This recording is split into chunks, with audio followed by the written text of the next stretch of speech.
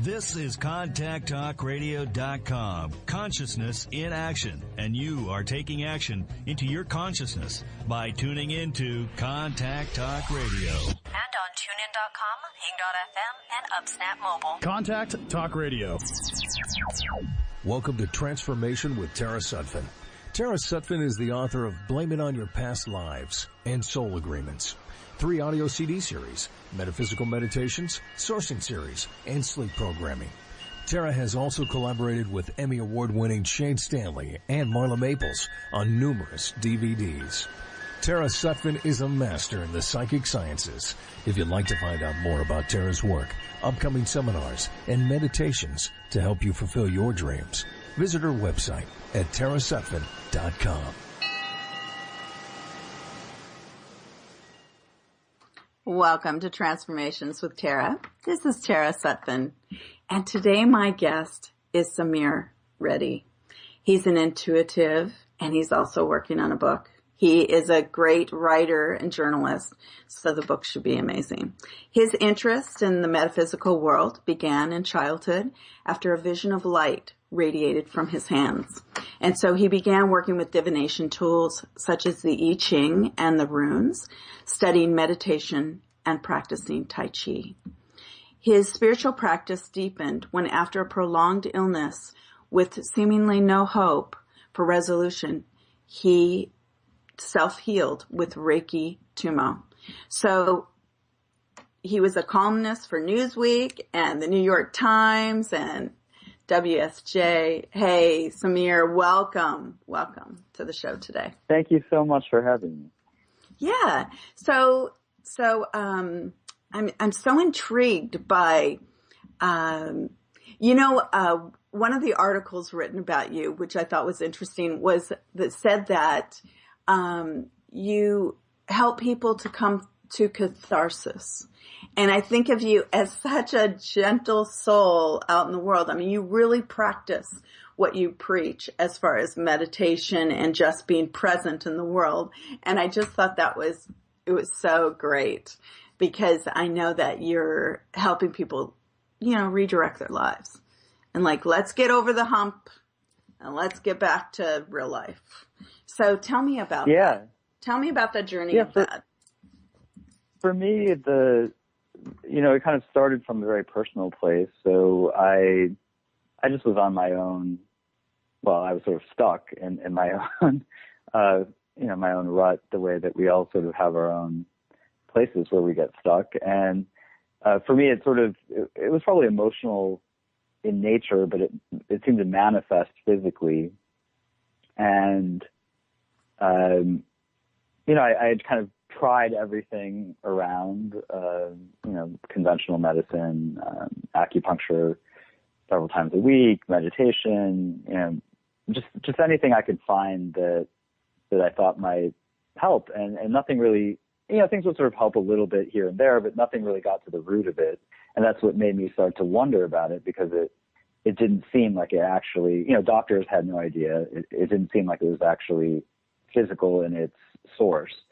So, therapy helped a bit, but I had a recommendation from an intuitive once who suggested that, really specifically, that Reiki Tumo was something that I should explore. And, I looked it up. I'd never heard of it. And there happened to be an attunement workshop 2 weeks later in Berlin, which is where I was living at the time. So I kind of took it as a sign, it happened like once a year, and it was coming up. So I took it as a sign that I should investigate. And from the very first moment that I sort of experienced that stream of energy, I could feel that it was very real. And it was sort of, to me, it was miraculous. It was really from another level. And it was so clear that it was real and powerful that I started practicing self-healing. And it took a while, but after about a year and a half, things had resolved fully, and actually to a point where, kind of chronic health issues I had had for years were better. So I was sort of in better shape than when I started, before I got ill.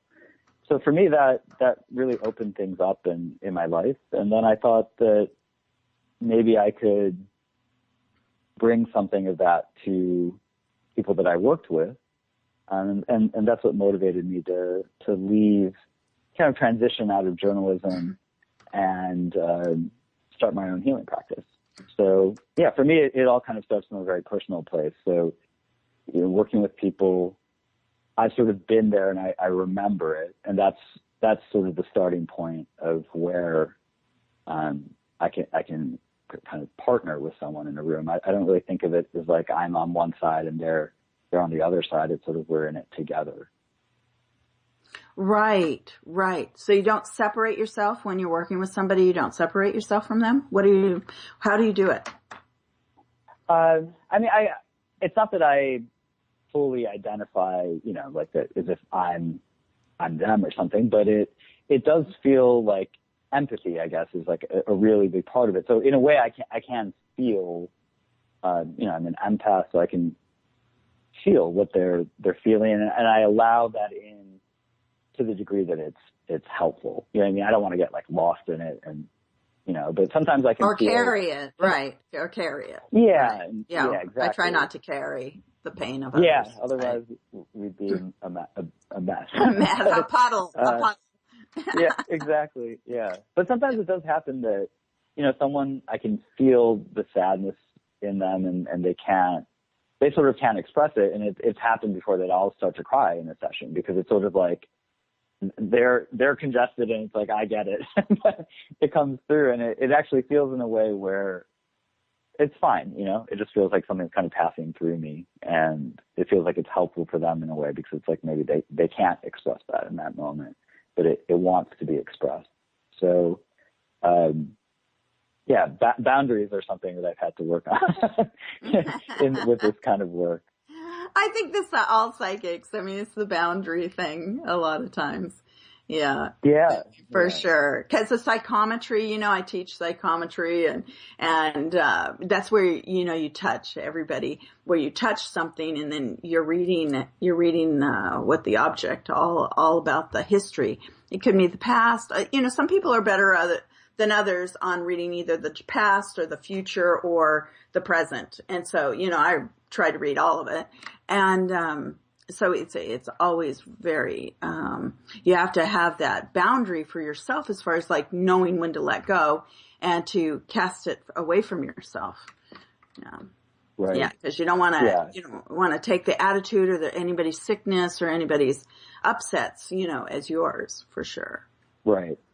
Yeah. Yeah. I mean, I think a big part of it too, for me, my practice is, it's healing, but it's also coaching, and they're kind of merged together. Like, so I use the tarot, I use crystals, I work with different energy streams, and then there's also a lot of talking that happens. That's just sort of, not necessarily divination or looking to the future or anything, but just sort of sorting through the present, which I know you do as well.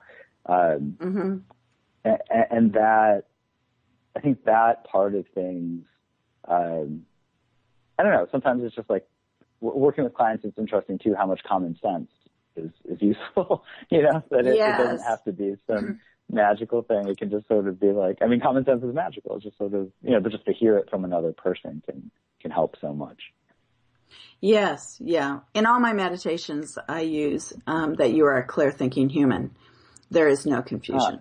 And so that's the bottom line, is that we have to get out of our own confusion, our own pathology sometimes to find our way.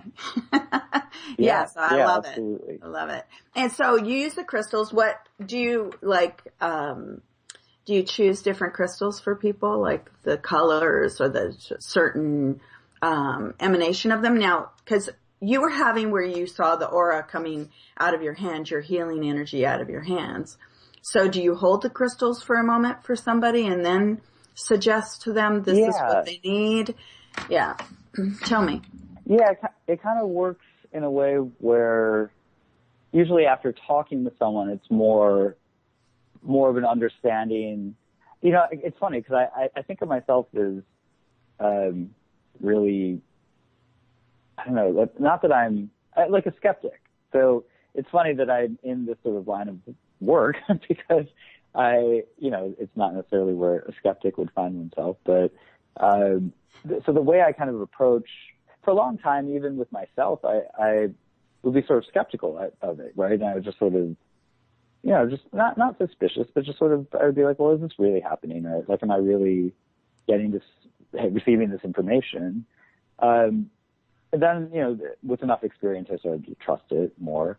But even with the crystals, so my approach is, it's intuitive, but it's also like knowing the properties of the crystal. And so I sort of studied it in that more conventional sort of way of understanding specific properties of things. And then, so usually what I'll do is just talk to someone and get it almost like, I guess the way, I'd like a prescription, right? And sort of get a sense of what might help them. And then I'll work with the crystals. I'll clear them energetically, and then ask that they be infused with more light to sort of supercharge them, and then just place them on different chakra points that correspond to whatever we're working with. And it's interesting. People have such. I mean, they're very alive. They're beings, I guess, in a sense, and they carry a life and an energy in them that's just theirs. It's uniquely theirs, and the way that people have experiences with them are really interesting to me. Like that people will feel that, like that there's really something coming through the crystal, which that's something I'd like to explore more. I mean, I meditate every morning with certain crystals, and they definitely alter my experience, like they bring different energy pathways through. So yeah, I'm very grateful for them. I'm excited because I've just heard about a store, a friend was telling me about it. It's like somewhere outside, a little bit like north of LA, where they have some insane crystal selection. So I'm gearing up to go on a big shopping spree. Oh my God, how fun is that? Yeah. Yeah. Oh, that sounds fun. Yeah. Yeah. Some people want to go to like go and buy fancy clothes, and I want to go buy crystals. Yeah, you're friends. Well, it's because it feels so good around the amplification of crystals. I mean, I have so many on my altars and in my car, and I have like a $500 crystal in my car that sits in that's great. Takes up most of the space in my console. But because I just love the energy, I think that you're drawing out like an amazing healing, or you're amazing. They're amplifiers, and they know that you can hook them up to radios wires and get the radio. So it's definitely they're real things. Yeah, real little, like you said, there's some kind of vibrational beings on some level, but maybe everything. I feel shamanically like everything is vibrating on some kind of level, and so some of these stones are really on a higher level. And then, and we're so drawn. No, absolutely. Yeah. And I've never been a real jewelry person, but I'm very much of a earthy, if the stone feels great, I just want to be kind of like in its essence for a few minutes. Yeah. And it's amazing, if I make an effort to come back to myself, through sort of sitting meditation or other practices, then work with the crystal afterwards. I mean, it's sort of beyond. I mean, they come alive even even more, which is so amazing, because it makes me wonder if I was really, really still and really, really centered, and to a degree that I don't know yet. I wonder what the experience would be like, maybe of just holding a crystal, right? That it could be a transformational thing just in that moment, I mean, it just seems like there's so much magic around us. Yeah. When I was in Brazil, John of God's, his outside temple, the casa, is on the whole mountain that he's on, or hill, it's a hill, the town of Avajanya. It's on crystals. And it is oddly magical. It's like you're in a sci-fi movie, really, because you're wanting to be healed. The amplification there is just so intense, and especially when you're already a sensitive anyway. I just resonated so much there. Loved it. But so I don't know. Have you been, Samir? You haven't been? Yeah. I haven't been, but I'm going to have to ask you for where it is. Okay, perfect. Yeah. Oh, yeah, it's amazing. I've had that kind of experience in Sedona, where, really, you kind of hear all these stories, and I was like, no, I wonder if it's going to be, what it'll be like. And just literally driving in, like, just kind of where it appeared, I could feel the emanation from it. And to me, it was so incredible. The thing, just like such a, but almost like, there's different canyons and different points that have different sort of, I guess, like what they call vortex energy, but different signature, I'd say. Like, so it's almost like in moving from place to place, it was a different taste from each place. But I was like, this is so incredible. You could really feel why it was such a magnetic place that drew people to it. It's so beautiful. So beautiful. I feel like now with any trips that I take, I try to go to some place that has that kind of resonance in a way. Like, I'm not just sort of satisfied with like a regular trip, just like somewhere pretty. Like, I want to go somewhere that sort of stirs something deeper in me. Yeah. Yeah. Well, I'm doing mystic training in June, and also I always do around Halloween at the Sedona Creative Life Center.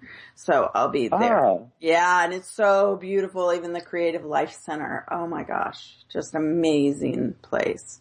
If you ever want to do workshops there, it's amazing. Yeah. So I love Sedona. Love. Wow. Been there so much in my life, like 9 times a year. Very much. Would you ever live somewhere like that? Yeah, I would maybe, but maybe. I'm such an Los Angeles girl these days, but yeah.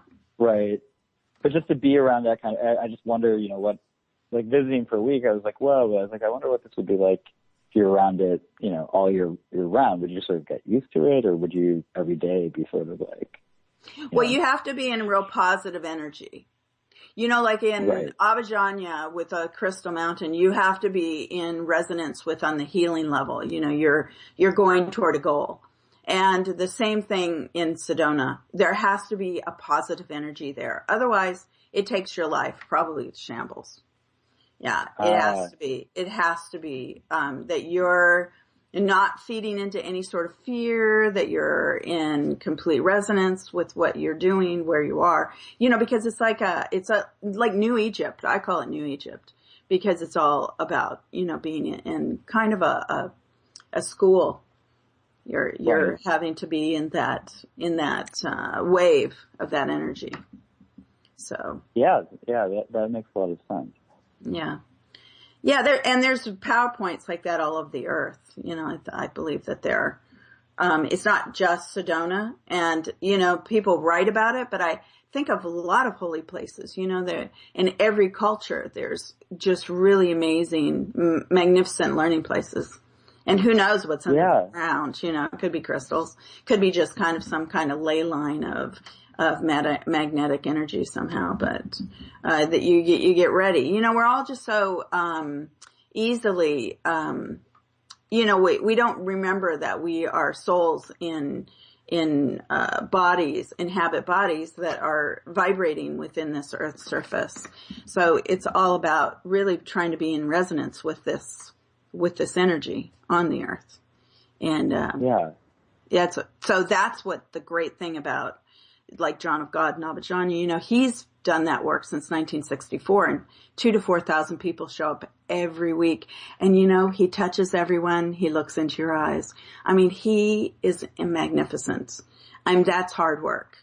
He is present. He tries to be present and do his dharma.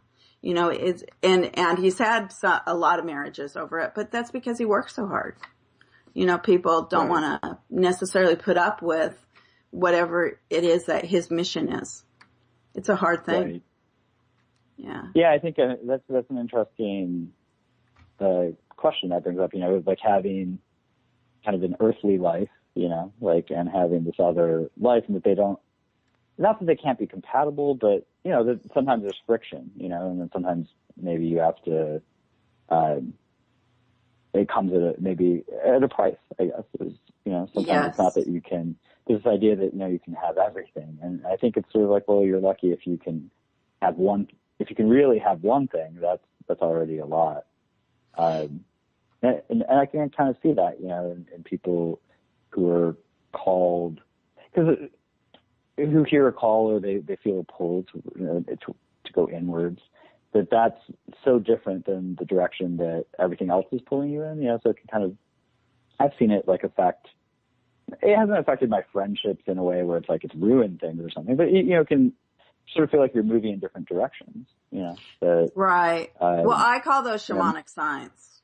When you're right. going in different directions, you're just going in a different direction. Not everybody, even though you love somebody so much, if you're being called to the callings of your life, because we all have destiny of our own to accomplish, you are not necessarily on someone else's path.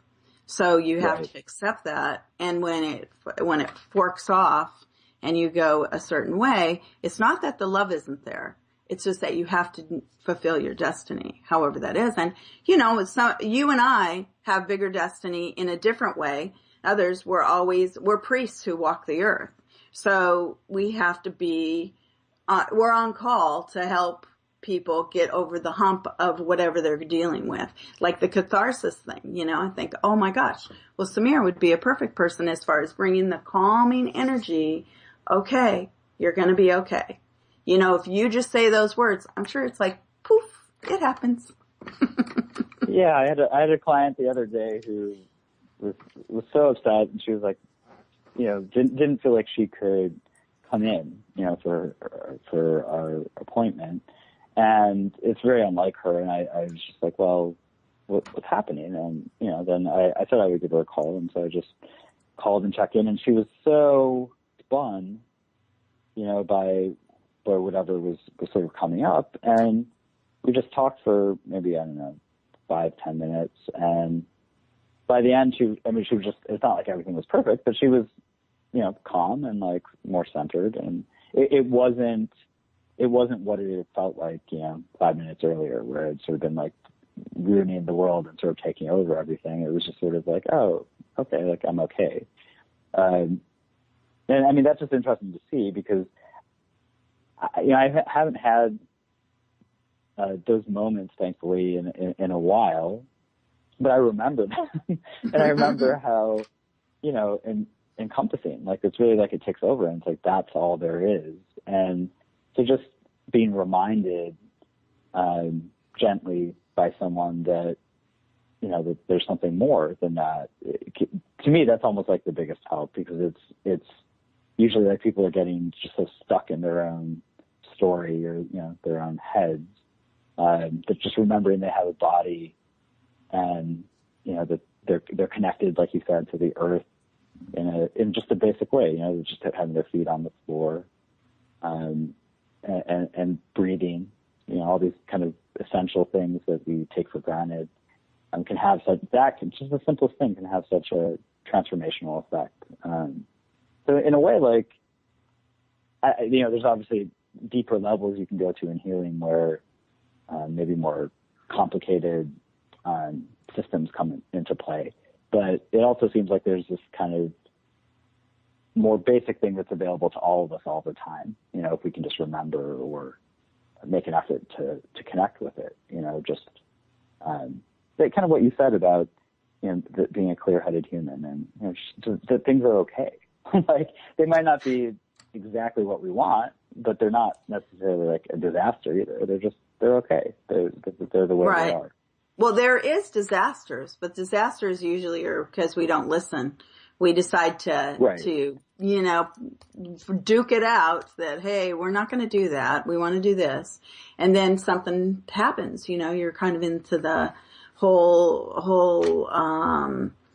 And I think that a lot of things happen too, that destiny comes into play, that we're predestined a lot, with astrology. I do esoteric astrology, Eastern and Western, I combine it. And a lot of different modalities, hypnotizing people to back before they're born. I like to see kind of like what you think you set up for yourself. And, Right. it's just it's interesting just to do the research of that. Yeah. Yeah. It's fun. It's fun. So, and I feel it's fun, but it helps people kind of get out of their own way because, I've set myself up to only be with this person for a certain amount of time because I have to trust that their karma is not my karma. Yeah. And my karma is not their karma. So I'm going to go ahead, let go with love, or let go just gently on the easiest way you can. But so people hold on to stress. They hold on to things. They hold on to people, to where it's, it's like a little kid with a kitten, they just want to hold on so tight. But you can't. You have to let, life blossom. And sometimes that blossoming is a little painful unless you're back on track. Like if your health is going wayward, clear thinking human, back on track. We have the information age. We live in so much information. If we really wanted to know how to cure our health, we know that we can go out and look for tips. Right. You don't have to go by all the tips. You don't have to go by one system. Just go for a few tips. Say you're going to pick up 5 tips and you're going to write them down, and that's what you're going to do for the next 2 months. Yeah, and if you, absolutely. I mean, there's help, it's there. Right. And you and I were around to calm you down, put you back on the path too. By seeing things. I know that. Yeah. Now, I want to hear about that Reiki Tumo that you do. Yeah, so I work with that's the principal energy stream that I work with. I work with a few others as well that are more potent. I'd say that Reiki Tumo is the sort of, it's potent, it's gentle though, so it's sort of like a baseline. The first time I would work with someone, that's what I would use. And then I also work with a system called the Rising Star and another system called Prema Birthing. And both of those, the Rising Star works with Divine Father energy and Prema Birthing with Divine Mother energy. And those are both deep, deep, deep transformational healings that really, they really can change your life. And the way I understand them is they bring a sort of, from different angles, they bring a energetic intensity that sort of amplifies the moment the way that, holding a potent crystal might do that. But they really transform the moment into something super, super charged, and then it stretches out over duration of time that we just don't live with it. We might hold a crystal for, 5 minutes, 15 minutes, whatever, and have an experience, but we're not going to hold it for 21 days. So it can really, living with that sort of presence, sort of introduces temporarily a level of presence into our lives that we just aren't used to. And that alone has such a transformational effect. So that one I use when people feel like they're really hungry for change, or they're really willing, they're willing to swim in the deep end of things and really face themselves and face whatever's there.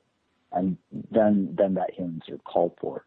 Reiki Tumo is more what I would use. That's what I worked on myself with at the beginning.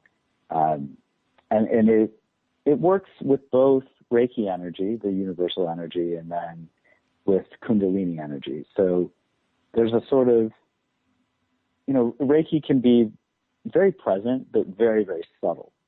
And Reiki Tumo is not so subtle. It's like people will almost always have some sort of response to it physically. They'll feel colder, like, markedly cold after the session, or much warmer, or they'll sort of twitch, like different parts of their body will twitch, sort of responding as the energy is entering.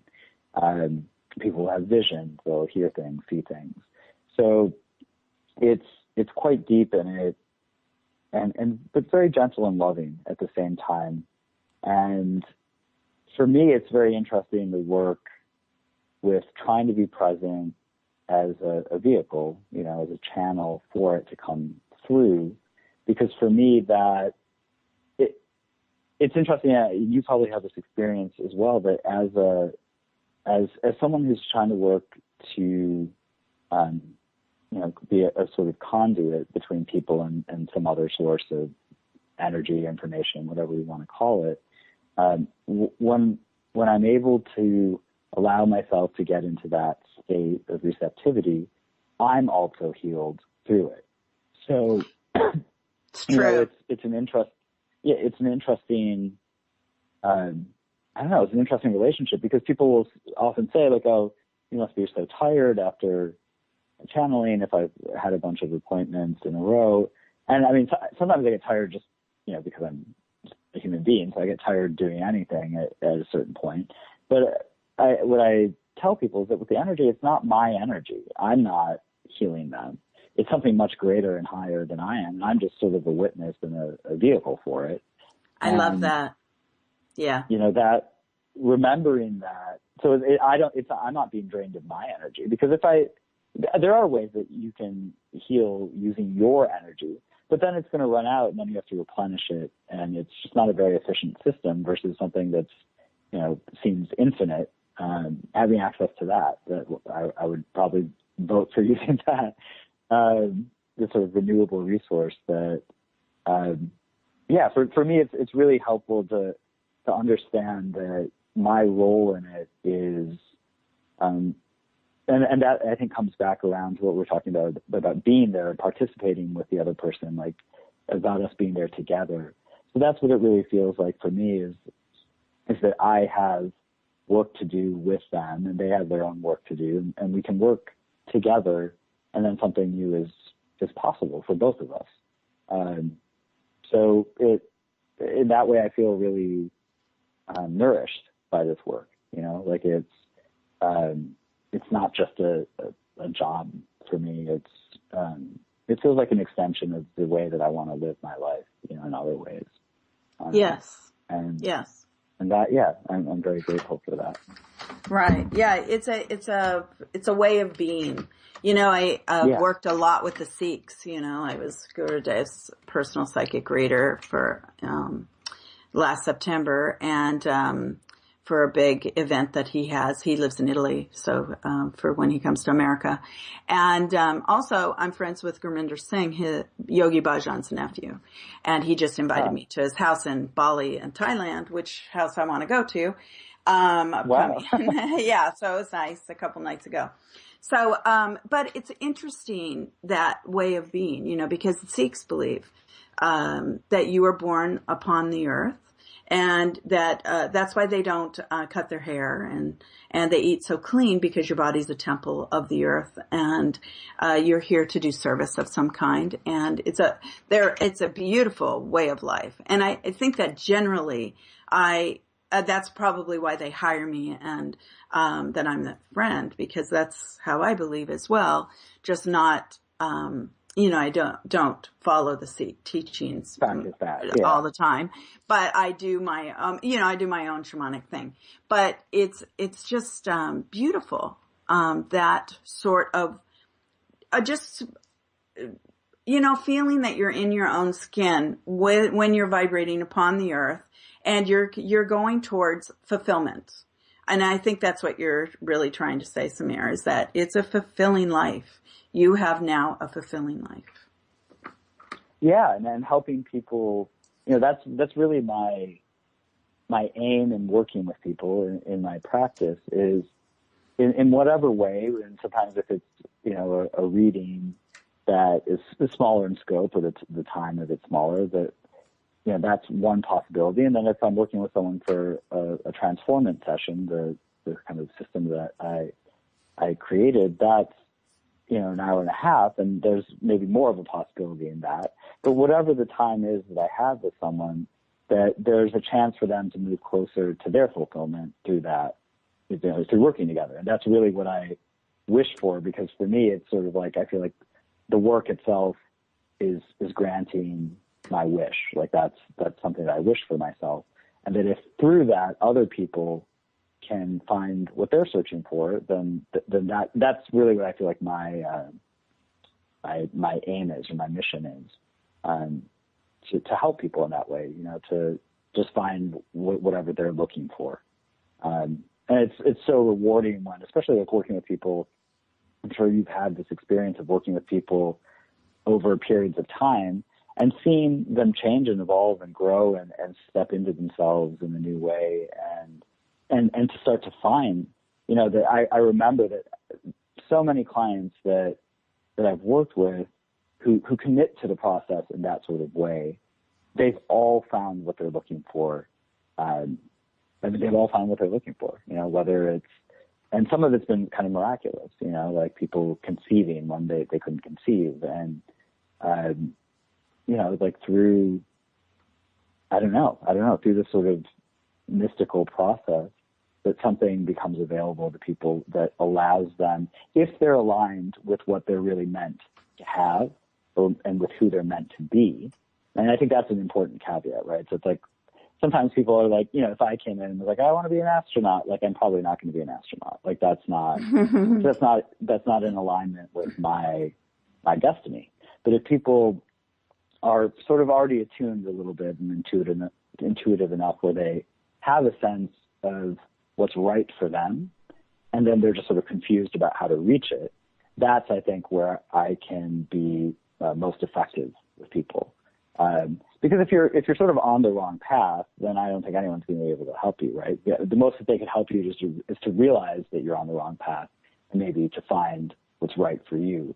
But that process, it's so rewarding when someone already has that kind of inner GPS, and it's just not fully activated yet. It's a really rewarding process. Very rewarding. I know exactly.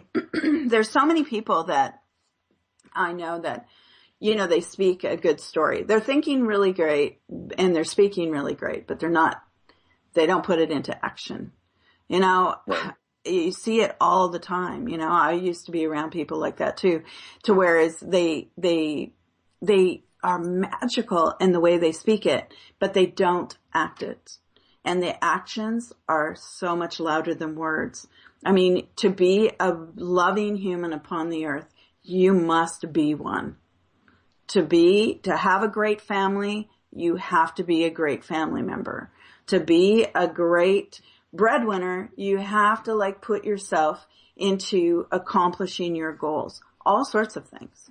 It's allowing yourself to come into your actions. And I use it. I believe in that source power and holding sacred space for people to help them acquire whatever it is that they need to achieve in their lives, because it's very interesting energy how we have to have how we click in to that vibrational energy of the earth where we are in sync. Because we can go all over the place. Yeah, and that feeling of connection and sort of, I like the way you put it, feeling sort of grounded, so it's like, it's not like you're, like being in connection with the source or whatever we want to call it it's not about floating off into the ether, right? It's like we're trying to ground that energy and bring it down to the earth, and manifest it, and make it, like you said, not just in potential, not just words or feelings. And you're allowed to say no. Yeah, I want to remind everybody that they're allowed to say no, because, there's a lot of, in metaphysics, a lot of times people think that you have to say yes to everything, but you have to say yes to the great things in life, and you have to risk, because risking is part of the earth experience. But, so we're going to have to risk our heart. We're going to have to risk our money. We're going to have to risk things to make things change into the direction that we want them to, but you have to know when it's foolish. You got to know when you're doing the wrong thing for the wrong reasons and when it's creating chaos, and especially if you're real muddy. Like if there's a lot of hate involved, if there's a lot of upset involved, then, there's a way out of that easily. It's called keep your feet on the ground, and you say yes to the right things, and it's no impropriety. Yeah. I mean, over and over, you look at all this, you can step away from impropriety when people are just, trying to create chaos for you. Whether it's the banks or these are all shamanic signs. Step away. Yeah. Right. Yeah. And I think, what you had said earlier about people holding on, our attachments. And one of the things I think that people, it's really hard for people to let go of the things that upset them. Like maybe that's the hardest thing to let go of. I've certainly found that for me. Like those are the things we're the most attached to. So we're the most attached to our disappointment or our anger or our sadness. Because they give us the sort of perverse pleasure that we can it's like a worry bead. You can like take it out and a worry stone, you can rub it and you sort of get the satisfaction out of being upset. And that's so interesting to me, that kind of mechanism, because it's sort of, if we could learn to detach in that way, then it would be a much more natural, healthy connection to just, to have what we want. Like abundance is a much more natural state. You know what I mean? Like lack isn't, I don't think that's the way things are meant to be. Things are meant to be maybe not so abundant that there's like, they're excessive, but they're meant to meet the needs of things in nature. Like everything should have what it needs. And that's not really the way this world, in this incarnation of it, the way it works right now. It's really built around lack and kind of some people having everything and other people having nothing and taking things from people and sort of suffering. And there's something, the freer I can get in myself from that, and then to be able to help other people in small ways become a little more free as well, that seems like what we're all here for. Or at least it makes it worthwhile. Mm-hmm. Yeah. Now, so what kind of stones would you recommend for if they were feeling sad? What's a stone that you would say that would help them? Rose quartz is like my absolute favorite, just for like a sort of, it's like the Tylenol of crystals. Like you sort of take a rose quartz and it will help the situation generally, because all quartzes are so potent, and rose quartz carries a very soft, loving, gentle vibration from the heart. And, it's kind of interesting, like the most, popular sort of available stones, so maybe smoky quartz, rose quartz, amethyst, citrine. Those actually are, I think they're the most popular for a reason, because they actually are the baseline stones that most of us need. Tourmaline, clear quartz, black tourmaline, and clear quartz. I personally am really fond of, I have all of those, and then I'm really fond of kind of more esoteric stones. So dioptase is probably my favorite heart healer. It's a stone that I worked with a lot when I was trying to heal some emotional wounds. And it really has such a strong, deep, cathartic potential to it that I really respond to. What else? Well, you probably, don't you put a lot of Reiki energy into your stones probably when you're working with everybody? I do, yeah. So that amplifies it. You get a little extra, everybody. yeah. Which I've been working a lot recently with, for anyone who's a writer or trying to communicate, and for me it's been a sort of process of, I've been writing since I was a teenager and working at it professionally since I was out of college. But I still found that there's like layers within me of really writing from my heart and trying to get from a deeper place, to access a deeper place. So I've been working with blue topaz and with aquamarine, and they're incredibly, incredibly helpful. I mean, it really feels like I'm working with friends. That's how I think of them, like my buddies. So those are great. And also another stone for the heart, emerald, is really incredible. And that I kind of discovered more recently and I've been working with. So I think it's interesting because you can, if you incorporate them into your meditation practice or just carry them around, in your pocket through the day and kind of remember to hold them and try to connect to their energy. They for me, they become sort of a part of my life, where I'm always carting them around and they're always falling out of my pocket, and I'm, always having a panicky moment of, oh no, where did they go? Yeah, right. And I have to retrace my steps and find them again. I know. I have like Sedona rocks in my pockets of different coats and different stones, John of God crystals throughout my purse and throughout different, it's funny. Yeah, I know. I love it. Yeah.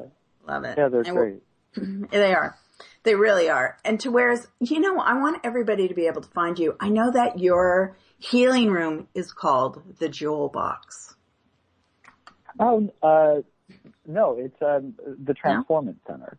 Oh, the Transformance. But somebody said something about it's a jewel box.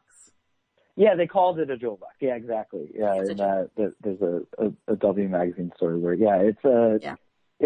my healing studio is in Laurel Canyon, and there's a really potent special energy. Well, first of all, it's a canyon, so there's a lot of energy. I'm at sort of a midway point in the canyon, so I'm elevated, but I'm not at the very top, and that has a special energy that also in Sedona, you'll have these. If you're, at the base of something, there's a heavier, deeper energy that kind of draws you in deep, and if you're high, there's an elevating energy. So it's interesting being at the sort of midpoint. So it's sort of like people are both they're between heaven and earth. That's really what it feels like. Yeah. And so that's in Laurel Canyon, and my website, people book through that. It's I'm actually relaunching it, so it's sort of temporarily suspended, but it's SamirReddy.com, and I also have the website transformances.net, and that one's active, and they'll be relaunched in about like 2 or 3 months together, and I'll have a new blog and a store and a bunch of different features. Okay. But yeah, that's the best way for people to get in touch. Okay, so what's the best way right now to be able to get in touch with you? Is it a phone number? Is it an email? Is it?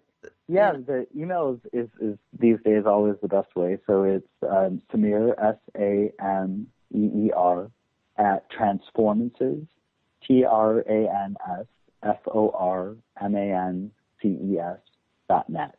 And the website is www.transformances.net. And there's a lot of information on there about what I do, different modalities that I work with, different tools, and there's a lot of information if people sort of are drawn to it, because with this sort of work, people are curious, but most of the time they haven't done it before, so they don't know what to expect. And I think word of mouth, or I have a lot of testimonials on there and articles that I've been mentioned in, so something to sort of build confidence for people, so they can feel a little more secure about. Because it's such an intimate, personal thing to trust someone with your questions and your suffering or your pain, that I think it helps really to feel confident going into that room, or into the session. Right. And if you want a 15 or a 30-minute reading, even an hour, but you can come into Mystic Journeys bookstore in Venice. But, if you want the real in-depth stuff, I'm sure that you do it at your center.